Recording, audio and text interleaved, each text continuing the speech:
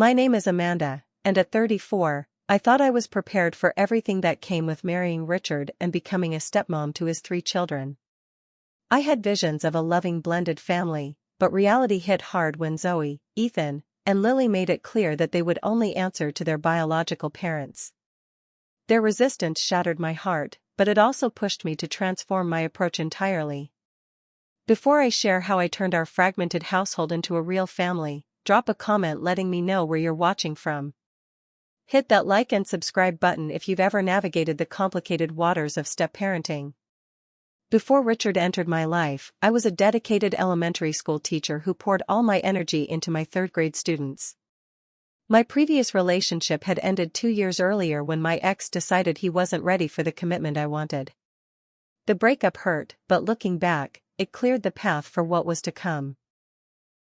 I loved my career and my cozy apartment, but sometimes I'd look at the family photos my students drew and wonder if I'd ever have my own family portrait. I met Richard at Lincoln Elementary's annual science fair. I was supervising my students' volcano projects when a tall man with kind eyes approached, apologizing for being late to his daughter's presentation. That was Lily, a bright-eyed 7-year-old whose project on plant growth had impressed everyone. Richard looked overwhelmed yet determined, juggling his briefcase while trying to take photos of Lily's display. I offered to help, and our hands brushed as I passed him my phone with better pictures I'd taken earlier. "You're a lifesaver," he'd said with a smile that reached his tired eyes. Single parenting 3 kids while running a law practice isn't exactly what I planned for my 40s. Richard had lost his wife, Karen, to breast cancer 2 years earlier. He was doing his best to be both mother and father to Zoe, Ethan, and Lily, but the strain showed in the wrinkles forming around his eyes and the occasional mismatched socks on Lily's feet. Despite this, there was something undeniably attractive about his devotion to his children. Our first date was coffee after school hours.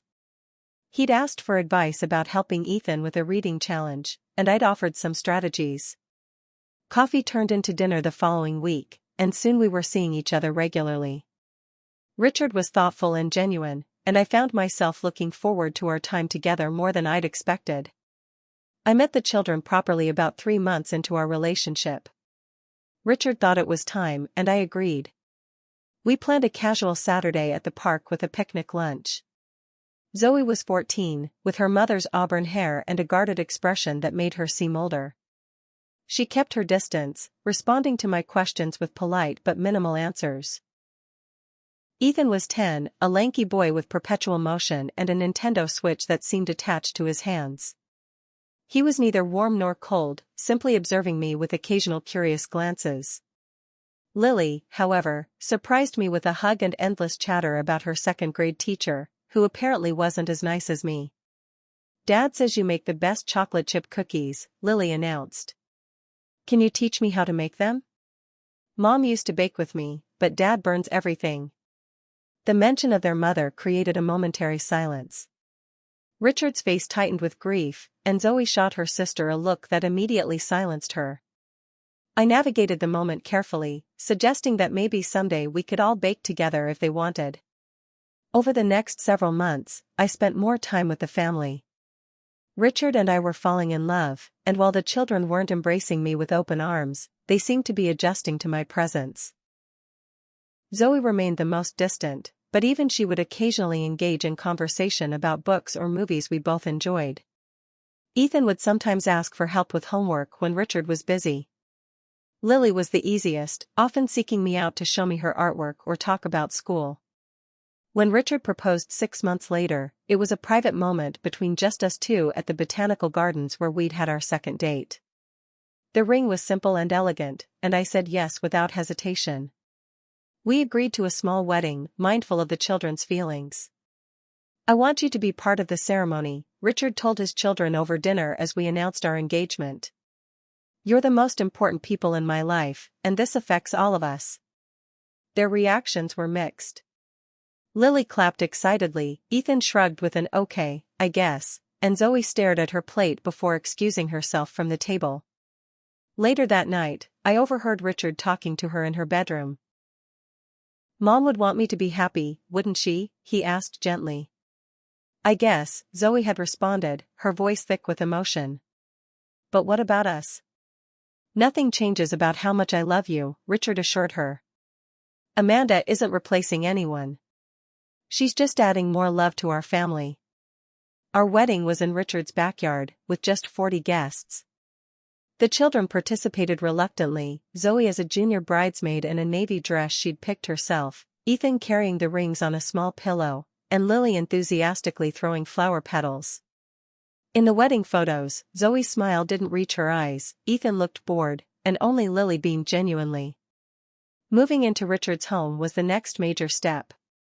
He'd kept the family house after Karen died, wanting to maintain stability for the children. It was a spacious colonial with 4 bedrooms and a big backyard, filled with memories I hadn't been part of. Karen's touches were everywhere. From the hand-painted kitchen tiles to the family photos lining the stairwell. Richard had removed some of the more personal items, but her presence lingered. My first night there, after unpacking some of my belongings, I found Lily sitting on what was now our bed. That was Mom's side, she said, pointing to where I'd placed my book and reading glasses. Dad always sleeps on the other side. Before I could respond, Zoe appeared in the doorway. Come on, Lily. Bath time, she said sharply, leading her sister away with a backward glance that clearly communicated I was intruding. That night, as Richard slept soundly beside me, I stared at the ceiling and wondered if I'd made a terrible mistake. The first few weeks of living together were like walking through an emotional minefield. Every morning, I'd wake up determined to make things work, but by bedtime, I'd often retreat to the bathroom for a quiet cry. The children were masters of passive resistance. Zoe refused to eat anything I prepared. She'd push food around her plate before declaring she wasn't hungry, only to microwave frozen pizza after I'd cleared the table. When I made her favorite lasagna, following Richard's recipe tips, she took one bite and said, "It's not the same as Mom's," before abandoning the table. Ethan was more subtle in his rejection. He simply ignored any request I made. If I asked him to take out the trash, he'd continue playing his video game as if I hadn't spoken. When I reminded him about homework, he'd say, "Dad already talked to me about it," effectively dismissing my authority. Lily was the heartbreaker. Initially, she'd seemed open to having me around, even seeking my company. We'd had a special moment when I helped her repair a bracelet her mother had given her. Her small arms had wrapped around my neck in gratitude, and I'd felt a spark of hope. But within days, she began pulling away. I later discovered that Zoe had told her she was being disloyal to their mother's memory. Richard's work schedule complicated matters. As a partner at his law firm, he often worked late hours and sometimes weekends. This left me alone with the children frequently, trying to establish routines and boundaries they had no interest in respecting. The first major confrontation came about a month after I moved in.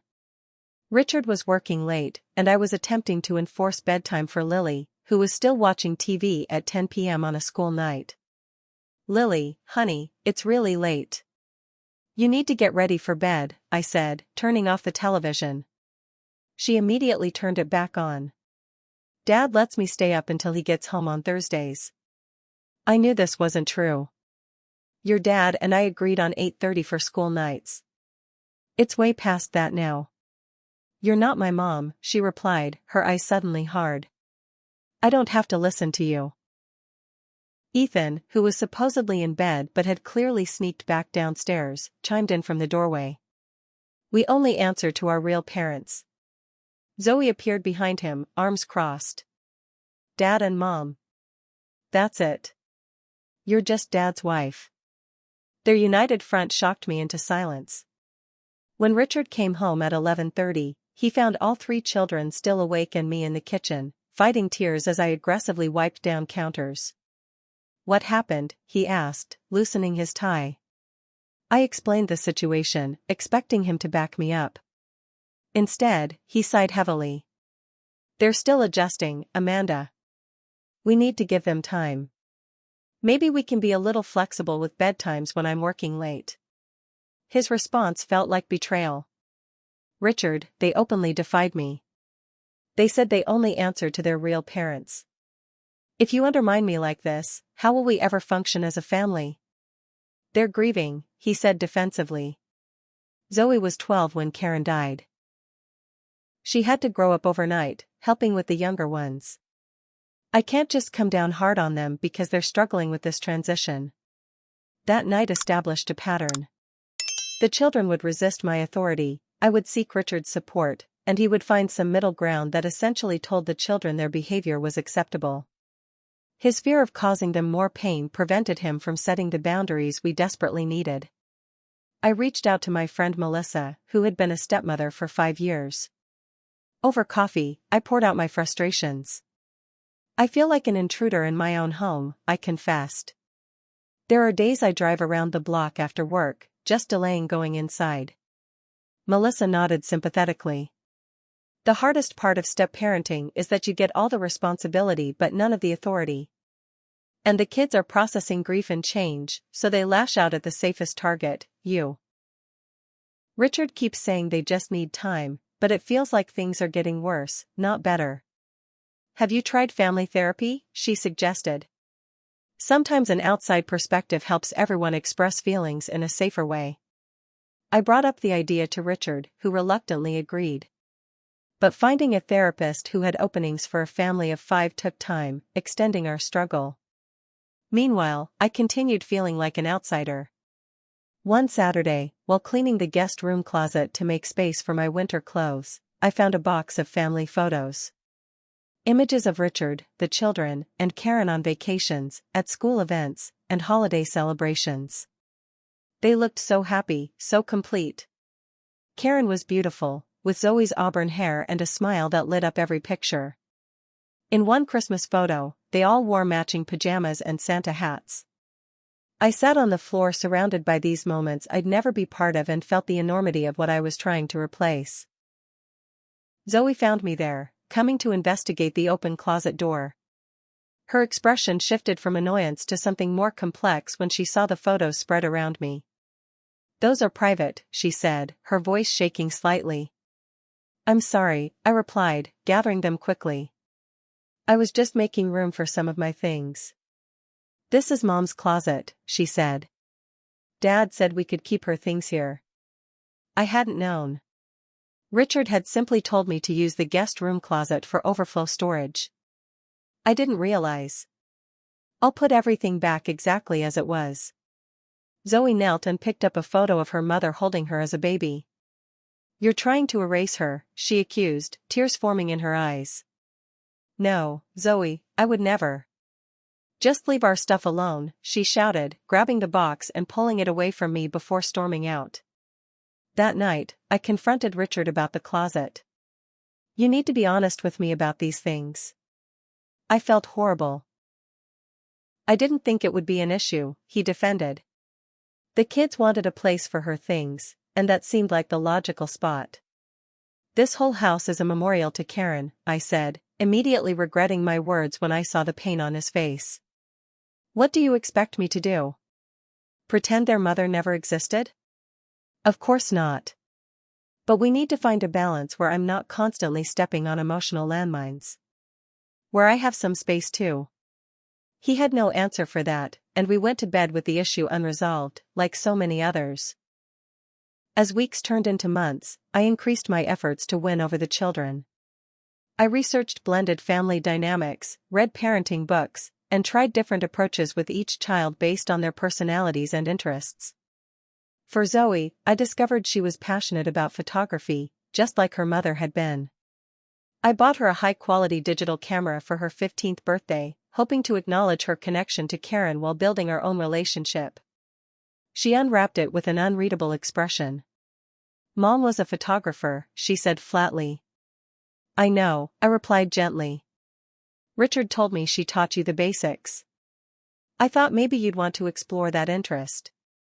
"With you?" she asked incredulously. "Only if you want to. The camera's yours either way." She placed it back in the box carefully. "Thanks, I guess." The camera remained untouched in her room for weeks. For Ethan, I learned he secretly loved cooking shows despite his outward indifference to most things. I bought tickets to a live recording of his favorite chef's competition show, thinking it could be a special outing just for us. I got these for Saturday, I told him, presenting the tickets at breakfast. I thought it might be fun to go together. He glanced at the tickets, then at Zoe, who was watching the interaction carefully. I can't go Saturday, he mumbled. I promised Jake I'd come over to try his new game. I later discovered from Richard that no plans with Jake existed. Ethan simply refused to be seen publicly with me in something that might look like a mother-son activity. For Lily, I planned an art day at home. She loved crafts, and I gathered supplies for making jewelry, painting, and creating friendship bracelets. I set everything up in the dining room as a surprise for when she got home from a playdate. Her face lit up when she saw the crafts, but then Zoe walked in. "What's all this?" she asked suspiciously. "Amanda set up an art day for me," Lily explained excitedly. Zoe's expression hardened. "Mom used to do art projects with us on Sundays. Remember?" Lily's smile faded. "Oh yeah. I forgot." "I bet Amanda didn't know that," Zoe continued, emphasizing my name with a slight edge. The children had started calling me Amanda instead of any parental term, a subtle but clear message about my place in their hierarchy. "It's fine if you want to do art today," I offered quickly. "It doesn't have to be a special Sunday thing." "Actually, I have homework," Lily said, no longer meeting my eyes. "Maybe another time." The supplies remained untouched, and I packed them away that evening, fighting disappointment. Richard suggested family therapy might help, and we finally had our first session with Dr. Levine, a specialist in blended families. It was a disaster. The children were minimally responsive, Richard was defensive, and I felt ganged up on when I tried to express my feelings of exclusion. "I just want us to function as a family unit," I explained. "I'm not trying to replace anyone." "But you are replacing her," Zoe interrupted. "You sleep in her bed, you cook in her kitchen, you're married to her husband." "Zoe," Richard warned, but Dr. Levine raised a hand. "It's important for Zoe to express her feelings," she said. "Zoe, can you tell Amanda directly what you're afraid of?" Zoe stared at the floor. "Everyone's going to forget Mom because Amanda's here now." The raw pain in her voice broke my heart, but before I could respond, Ethan spoke up. "Dad already forgets stuff about Mom. He didn't even remember her favorite song when it came on the radio last week." Richard looked stricken. "I didn't forget. I just wasn't thinking about it in that moment." Lily started crying. "I don't want to forget Mommy." The session devolved from there, with Dr. Levine struggling to maintain structure as emotions ran high. We left with a homework assignment to create individual lists of concerns and hopes for our family, but the ride home was silent and tense. Later that week, I overheard a conversation that shattered me. I was coming upstairs with laundry when I heard the children talking in Zoe's room. "I found this online," Zoe was saying. "It says if a step-parent is making your life miserable, you should talk to your real parent about your feelings." "But Dad loves Amanda," Lily said softly. "He loved Mom more," Ethan replied. "He's just lonely." "If we make it clear we'll never accept her, maybe she'll leave," Zoe suggested. "Dad will have to choose us in the end." I froze on the stairs, the laundry basket heavy in my arms. They were actively planning to drive me away. All my efforts, all my love, meant nothing to them. I retreated downstairs and sat on the couch, the basket forgotten beside me, as tears streamed down my face. The ultimate breaking point came at a family dinner celebrating Richard's birthday. His parents, sister, and brother-in-law had joined us, and I'd spent all day preparing Richard's favorite foods. The atmosphere was tense but civil as we made it through appetizers and the main course. Then Richard's mother, Helen, raised her glass. "To Richard and his beautiful family. Karen would be so pleased to see how well you're all doing, and how Amanda has helped create a new chapter for all of you." The mention of Karen in the same breath as approval of me was apparently too much for Zoe. She stood abruptly, her chair scraping loudly against the hardwood floor. Mom would hate this, she said, her voice trembling with emotion. She would hate seeing someone else trying to be our mother. You'll never be our mother, she added, looking directly at me. Never. So stop trying. The table fell silent. Richard's sister gasped softly. Ethan stared at his plate, while Lily's eyes filled with tears. Zoe, that's enough, Richard said, his voice firm but quiet. No, it's not enough. Zoe continued, years of grief and anger pouring out. Everyone acts like we should just move on and be this perfect new family. But Mom's only been gone for 3 years. 3 years. And now we're supposed to pretend Amanda is our new mom? I won't do it. I won't betray Mom like that. With that, she ran from the room. The silence that followed was deafening. I should go talk to her, Richard said, standing. No, I'll go, his mother offered, following Zoe upstairs. I sat frozen, humiliated and heartbroken in front of Richard's family. The carefully prepared dinner felt like ashes in my mouth. After an awkward attempt to continue the meal, the guests made excuses to leave early. As I mechanically cleared the table, Richard approached. She didn't mean it, he said lamely. She's just struggling. She absolutely meant it, I replied, my voice hollow. And the worst part is, you've never clearly told them otherwise. You've never fully backed me up or insisted they treat me with respect. That's not fair, he protested. I've tried to balance everyone's needs. And I've always come last in that equation, I said, the realization hitting me fully. I can't do this anymore, Richard. Not like this. That night, I moved my things into the guest room, avoiding Karen's closet with painful awareness. As I lay in the unfamiliar bed, I wondered if my marriage was already over, just 6 months after it had begun. The guest room became my sanctuary for the next week. Richard and I were civil but distant, passing like ships in the night. The children seemed satisfied with the arrangement, though Lily would sometimes peek into the room with curious eyes before Zoe or Ethan pulled her away. During this dark period, I called my mother in desperation.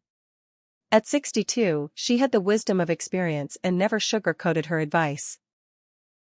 I don't know what to do, Mom, I confessed, curled up in the guest room armchair. I love Richard, but I can't live like this indefinitely. Have you considered that you might be approaching this all wrong? She asked directly. What do you mean? You're trying to be their mother when they already have one. She may be gone, but in their hearts, she's very much alive. Her words struck me like a physical blow. But I'm not trying to replace her, I protested weakly. Aren't you? She challenged gently. Living in her house, sleeping in her bed, trying to parent her children the way she would have?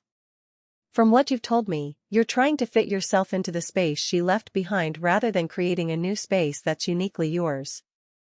I sat with this uncomfortable truth as my mother continued. Remember when your father died and Uncle Steve tried to step in as your new dad? How did that make you feel? The memory surfaced immediately. I was 15 when my father died of a heart attack, and my mother's brother had moved in temporarily to help out. He'd immediately started implementing rules, giving advice, and trying to fill my father's shoes. I'd resented him deeply. I hated it, I admitted. It felt like he was erasing Dad. Exactly. Now imagine being Zoe's age and feeling that way. My sister Jessica called the next day. 5 years younger than me and always the family rebel, she had insights I hadn't considered. You know, when Mom started dating again after Dad died, I was awful to every guy she brought home, she recalled. It wasn't really about them. It was about loyalty. Loyalty? I asked. Yeah. In my teenage brain, if I accepted a new man in Mom's life, I was somehow betraying Dad. Like I was saying it was okay for him to be replaced. It took years for me to understand that love isn't a zero-sum game. These conversations planted seeds that grew as I spent hours researching grief in children, child psychology, and blended family dynamics. I learned that children often resist step-parents as a way of maintaining loyalty to their biological parent, especially one who has died. They fear that accepting a new parental figure means forgetting or diminishing their real parent. I also came to understand Richard's behavior better. His reluctance to enforce boundaries stemmed from guilt that he had moved on, guilt that he couldn't protect his children from pain, guilt that he couldn't be both mother and father to them. One article particularly resonated with me: step-parents often fail by trying to recreate the nuclear family dynamic rather than acknowledging and building a new type of family structure. The breakthrough came during a solitary walk in the park near our house. I sat on a bench overlooking the playground where families played together. I watched a woman helping a little boy who wasn't calling her mom but clearly had a loving relationship with her. Something about their interaction made me realize I had been approaching everything backward. I'd been trying so hard to be a mother to children who already had a mother. They didn't need another mother, they needed to preserve the one they'd lost. What they might eventually accept, however, was someone who supported their family in a different role entirely. I needed to stop trying to replace Karen and instead create an entirely new role for myself in the family. I wasn't their mother, and I never would be. But I could potentially be something else valuable, if I let go of my expectations and preconceptions about what a family should look like. That night, I returned home with a sense of purpose I hadn't felt in months. I asked Richard to talk privately and laid out my epiphany.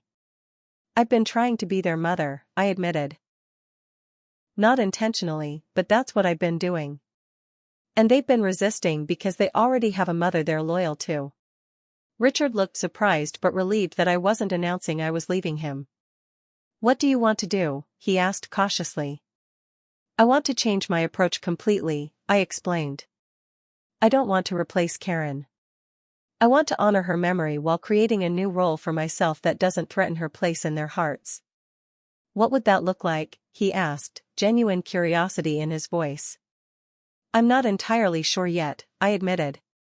But it starts with me stepping back from trying to be their parent and instead focusing on being a supportive adult in their lives. And it requires you to step up more as their father instead of expecting me to take on responsibilities they're not ready to accept from me. We talked for hours that night, truly communicating for the first time in months. I expressed my hurt at his lack of support, and he acknowledged his failure to set appropriate boundaries. He confessed his fear of causing his children more pain and his guilt about falling in love again.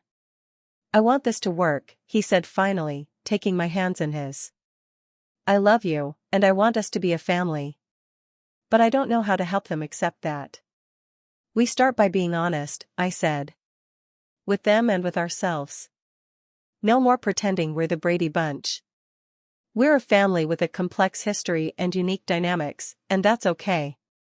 With this new understanding, I was ready to implement a completely different approach, one based on authenticity rather than expectation, one that respected the past while making space for the future. The next morning, Richard and I called a family meeting. The children arrived in the living room with suspicious expressions, Zoe's arms crossed defensively across her chest. They sat together on the couch while Richard and I took the chairs opposite them. We need to talk about our family, Richard began. Things haven't been working, and we all know it. Is Amanda moving out?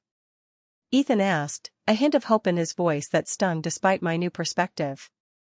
No, Richard said firmly. Amanda is my wife, and this is her home too. But we've all been trying to force something that isn't working. I took a deep breath and addressed them directly. I owe you all an apology, I said, watching their eyes widen in surprise. I've been trying to step into a role that isn't mine to fill. Your mom was, and always will be, your mother. I'm not trying to replace her or make you forget her. The children exchanged glances, clearly not expecting this approach. From now on, I'm not going to try to be your mom, I continued. I don't want to take her place in your hearts or your memories.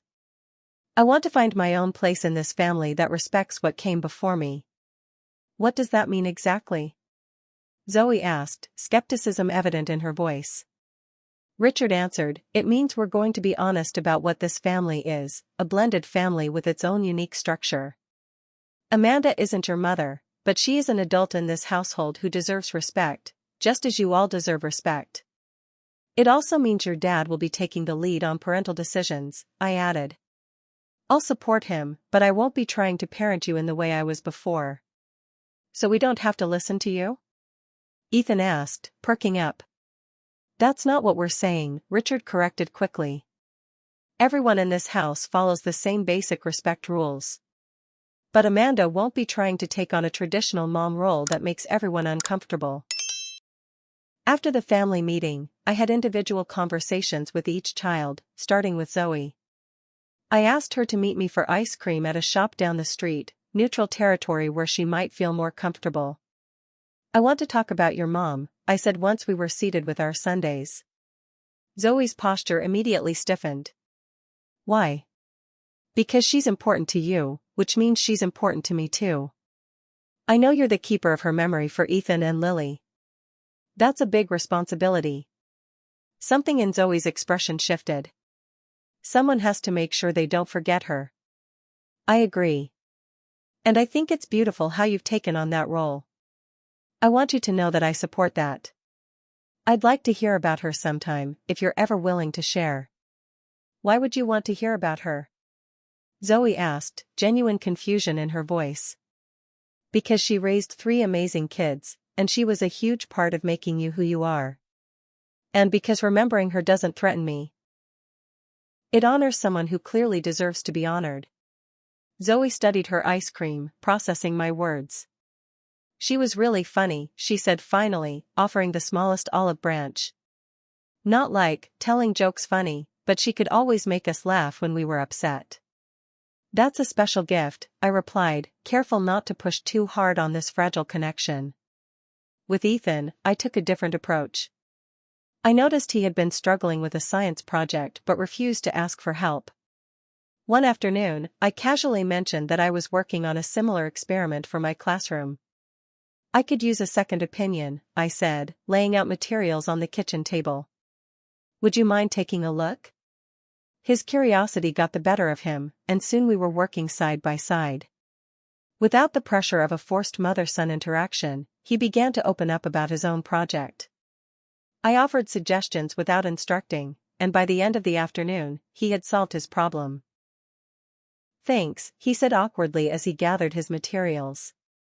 Anytime, I replied casually. It's nice having another science person in the house. For Lily, the youngest and most impressionable, I needed to give explicit permission to maintain her connection with her mother while still allowing her to form a relationship with me. I found her playing in her room and sat down on the floor beside her. I wanted to talk to you about something important, I said gently.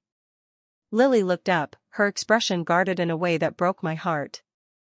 At 7, she was already learning to protect herself emotionally. I know you miss your mom a lot, I began.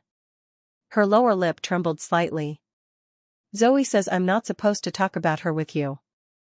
Zoe is trying to protect your mom's memory, and that's coming from a place of love, I explained. But I want you to know something, you can love your mom with your whole heart and still have room to like me too. It's not one or the other. Like having 2 friends, she asked hesitantly. Exactly like that. Your mom will always be your mom. I'm just Amanda. And that's okay. The practical changes in our household were equally important. Richard and I established clear areas where I had authority versus where he would take the lead. I would handle household logistics like meals and scheduling, while Richard would be the primary disciplinarian and decision-maker for the children. We created new family traditions specific to our blended family. Sunday dinners became our consistent gathering time, but instead of me trying to recreate Karen's recipes, we instituted a rotation where everyone got to choose the menu for one Sunday each month. This acknowledged that we were a new kind of family with our own traditions. Richard created a family respect rules document that applied to everyone in the house, including both adults. Basic expectations like knocking before entering bedrooms, speaking civilly even when angry, and contributing to household chores were outlined. Importantly, these rules were about respect, not about emotional attachment. The children's responses to these changes were not immediate or dramatic, but small shifts began to occur. Ethan asked me for help with his homework one evening, approaching me directly rather than waiting for Richard. Lily began showing me her artwork again, though she still kept a special folder of drawings for Mom that I made sure to treat with reverence. Zoe remained the most resistant, but even she demonstrated a thaw when she noticed me struggling to hang a picture in the hallway. Without a word, she steadied the frame while I hammered the nail, then walked away. It was a tiny moment of cooperation, but it felt like progress. Richard stepped up significantly, taking on more parenting responsibilities and consistently reinforcing the respect rules when they were broken. When Ethan ignored my request to turn down his music because it was disturbing Lily's homework time, Richard addressed it immediately. "The rule is that we respect reasonable requests from any family member," he reminded Ethan. "That includes requests from Amanda." "But she's not," Ethan began. "She's not your mother, that's true," Richard interrupted firmly. "But she is an adult in this family who deserves the same basic respect we all do. Turn the music down, please." These small victories gave me hope that our new approach might eventually lead to genuine relationships, even if they looked different than I had initially imagined. Over the next several months, our new family dynamic slowly evolved. The atmosphere in the house became less charged with tension. Meals were no longer silent affairs punctuated by passive-aggressive comments. School mornings ran more smoothly with Richard taking point on getting everyone ready while I prepared breakfasts and lunches. My relationship with each child developed in its own unique way. Ethan and I bonded over science and technology. When his computer crashed before a school assignment was due, he came to me for help rather than waiting for Richard to get home. We spent an evening retrieving his files and rebuilding his system, and I taught him some basic troubleshooting skills. "You're pretty good at this stuff," he admitted as we successfully recovered his project. "Thanks," I replied, keeping my tone casual to avoid making too much of the compliment. "My dad was a computer engineer. He taught me a lot." "My mom wasn't really into computers," he offered unexpectedly. "She was more into art and books and stuff." "Different people have different strengths," I said. "That's what makes families interesting." He nodded thoughtfully before taking his recovered assignment back to his room. Lily was the quickest to warm back up to me. Her natural affection had been suppressed by loyalty to her siblings and mother's memory, but once given permission to form a relationship with me, she began seeking me out again. She still maintained special rituals to remember her mother, like wearing Karen's costume jewelry on birthdays or keeping a journal of things to tell Mom, but she also began including me in her daily life. "Can you help me practice my spelling words?" she asked one afternoon. "Dad always gives me the easy ones because he doesn't want me to feel bad." "Sure," I agreed, recognizing the trust she was placing in me. "I'll give you the tough ones because I know you can handle them." Her proud smile when she mastered necessary and believed was a precious reward. Zoe's progress was the most measured, but also the most meaningful. She began acknowledging my presence with nods instead of ignoring me completely. She would occasionally join conversations I was having with her siblings instead of pulling them away.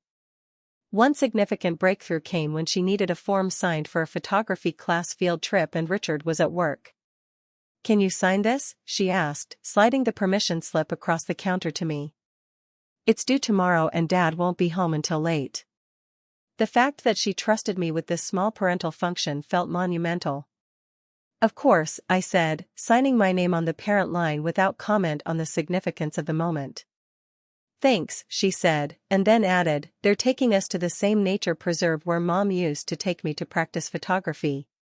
"She must have been a talented photographer," I said, recognizing the olive branch she was extending.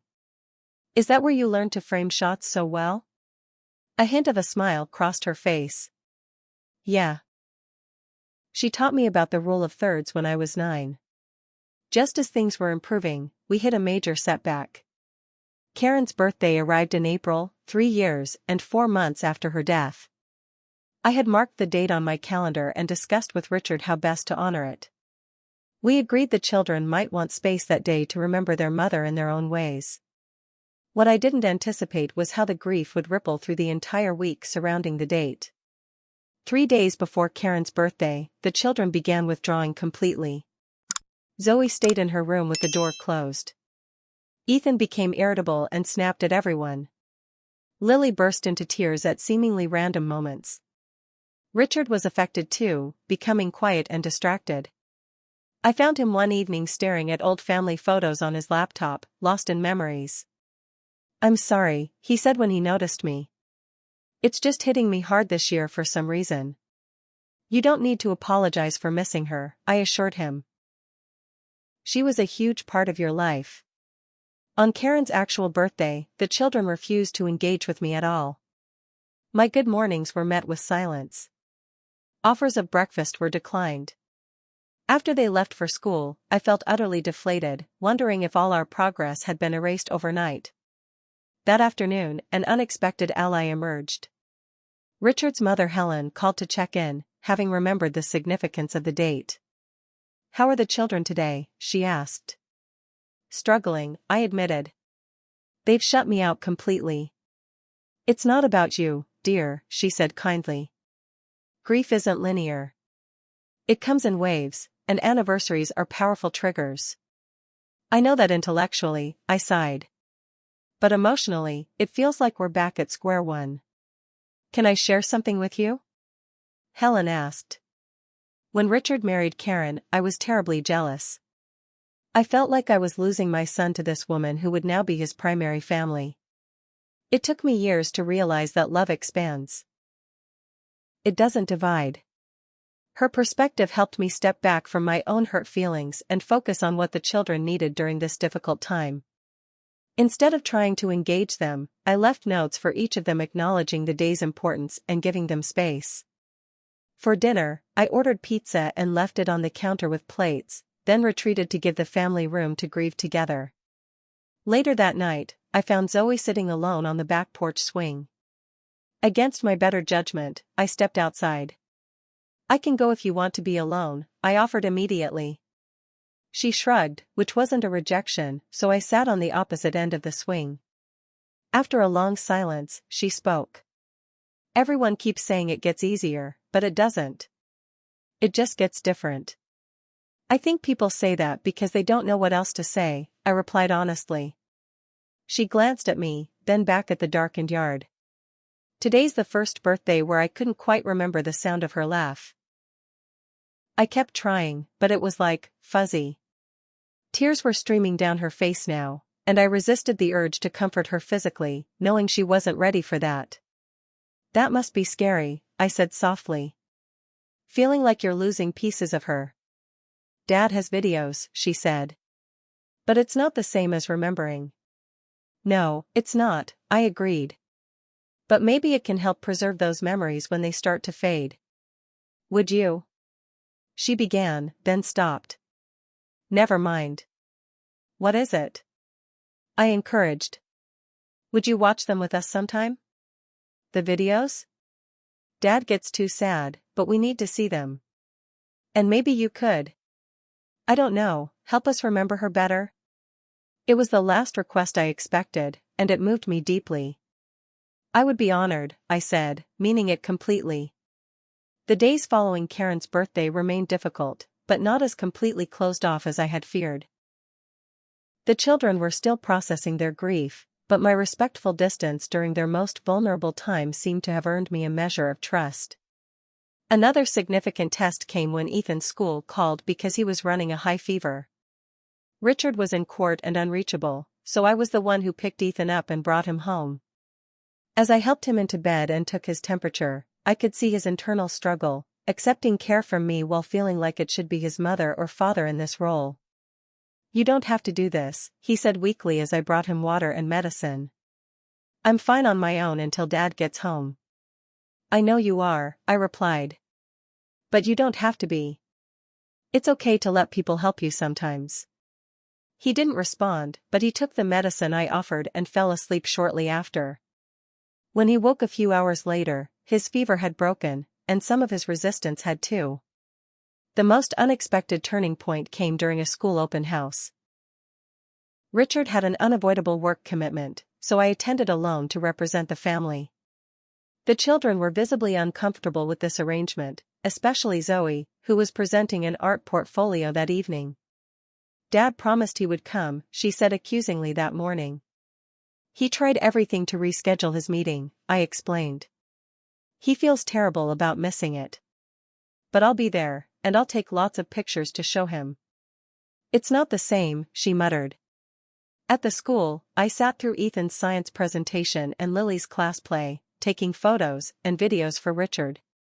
When it came time for Zoe's art showcase, I made sure to stand back and give her space with her friends, only approaching when she was alone. "These are incredible," I said sincerely, admiring her photographs. One in particular caught my eye, a black and white image of Lily and Ethan sitting on the porch swing, their profiles silhouetted against the evening light. "The composition is stunning. Mom taught me about backlighting," she said, a mix of pride and sadness in her voice. "She taught you well," I replied. "You've really developed your own style though. These have your unique perspective." Her art teacher joined us then.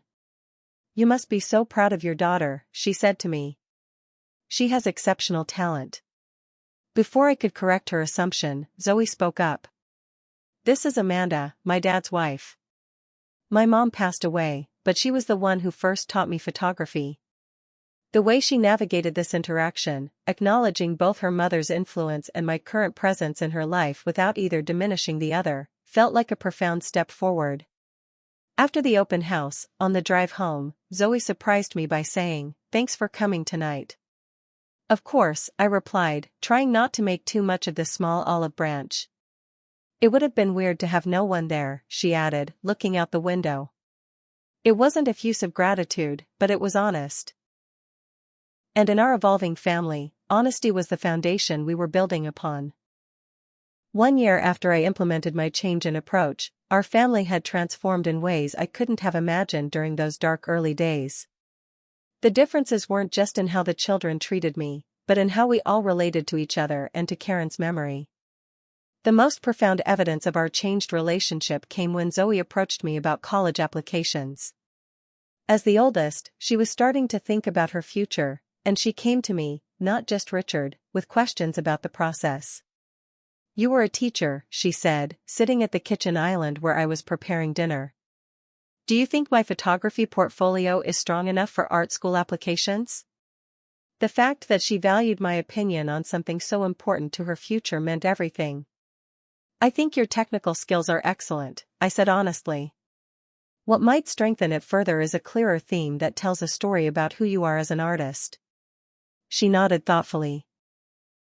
"Mom always said art should tell a story." She was right, I agreed. "And your perspective is unique, that's what colleges will be looking for." This easy reference to Karen, without tension or grief overwhelming the conversation, demonstrated how far we'd come. Karen's wisdom and influence remained present in our home, but now as a valued legacy rather than a painful comparison. Ethan showed his acceptance of my place in the family in a different way. During a science fair at school, he proudly introduced me to his teachers alongside Richard. "This is my dad, and this is Amanda," he said simply.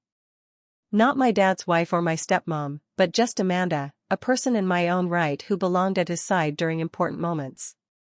Lily, now 8, had created a beautiful family portrait for a school project. When she brought it home, I noticed something significant about how she'd drawn us. Richard was in the center, with Zoe, Ethan, and Lily next to him. I stood on the other side of the children, and above the whole group, she had drawn a yellow star. "That's Mom watching over us," she explained when I asked about it. "And you're here taking care of us with Dad." The way she had visualized our family, with Karen's memory present but not in competition with my role, perfectly captured the balance we had found. Richard had changed too. In a quiet moment one evening after the children were in bed, he took my hand as we sat on the porch swing. "I need to thank you," he said seriously. "For what?" "For having the wisdom to change your approach when I couldn't see a way forward. For loving my children enough to let them love their mother without feeling threatened. For your patience through all of it." "It wasn't always easy," I admitted. "I know. And I failed you many times by not supporting you properly. But watching how you built these relationships on your own terms, it's helped me process my own grief too. I don't feel guilty about being happy anymore. Family therapy had played a significant role in our healing process. After the initial disastrous session, we had found a better fit with Dr. Marshall, who specialized in grief within blended families. Under her guidance, we had regular sessions both as a family and in various smaller groupings. What I see in this family, Dr. Marshall commented during a recent session, is a remarkable example of how relationships can thrive when we let go of preconceived notions about what a family should look like. Part of our healing process involved creating space for Karen's memory in healthy ways. I suggested converting a previously unused alcove in the living room into a small memorial area with photos of Karen, the children's artwork inspired by her, and a few meaningful items that had been special to her. This way, she has a place of honor in our home, I explained to the children. Not hidden away, but not overwhelming every space either. Zoe had been particularly moved by this suggestion. You really don't mind having her pictures out? She asked skeptically. Not at all, I assured her. She'll always be part of this family's story. Acknowledging that doesn't diminish my place here, it just makes our family story richer and more complete. One evening, I overheard a conversation between Zoe and Lily that confirmed we were on the right path. Do you think Mom would be mad that we like Amanda now? Lily asked her older sister. There was a pause before Zoe answered. No, I don't think so. Remember how Mom always told us that love multiplies, it doesn't divide? I think she meant that you can love lots of people without taking love away from anyone else. So I can love Mom and still like Amanda a lot. Lily confirmed. Yeah, Zoe said softly. I think Mom would want us to be happy. That summer, we took our first real family vacation together. A week at a lakeside cabin. Unlike our previous attempts at family activities, which had been fraught with tension and resistance, this trip felt natural and even joyful. We fished, hiked, roasted marshmallows, and played board games on the cabin's screened porch during evening thunderstorms. One morning, I found a small gift on the kitchen counter with my name on it. Inside was a handmade bracelet and a card that read, "For bonus Mom Day. Thank you for being you. Love, Zoe, Ethan, and Lily." I wore that bracelet every day of our vacation, this tangible symbol of acceptance more precious than any designer jewelry could ever be. After returning home, I met with my friend Melissa, who had been my sounding board throughout this journey. I can't believe the transformation, she marveled as I showed her vacation photos. These are the same kids who wouldn't even speak to you a year ago? The same ones, I confirmed with a smile. It's still not perfect. We have bad days. Grief still surfaces, especially around holidays and anniversaries. But we're a family now, just not the kind I initially tried to force us to be. What was the key? She asked. What finally made the difference? I thought carefully before answering. Acceptance. When I stopped trying to make them accept me as their mother and instead accepted the reality of our situation, that they already had a mother they loved deeply, everything shifted. I had to change myself before anything else could change. As I reflect on our journey now, I'm filled with gratitude for the painful lessons that ultimately led to healing. Our family doesn't look like the traditional family I once envisioned, but it has a depth and authenticity that might not have developed without the struggle.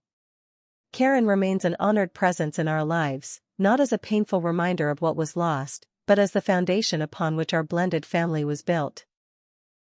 The children continue to grow and thrive, carrying their mother's memory while also building relationships with me that are unique and special in their own way. And I've found peace in my role, not as a replacement mother, but as something new and equally valuable. A bonus parent. A trusted adult.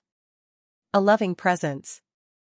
Sometimes, the labels matter less than the connections they represent. If you're in a blended family situation struggling with similar challenges, remember that change often needs to begin with you. Let go of what you think your family should be, and explore what it actually could be if you approach it with openness and authenticity. Have you navigated a challenging blended family situation? What worked for you? Drop a comment below to share your experience. Your insight might be exactly what another step-parent needs to hear today. Don't forget to like, subscribe, and share this video if it resonated with you. Thank you for joining me on this journey, and I wish you peace and healing in your own family adventures.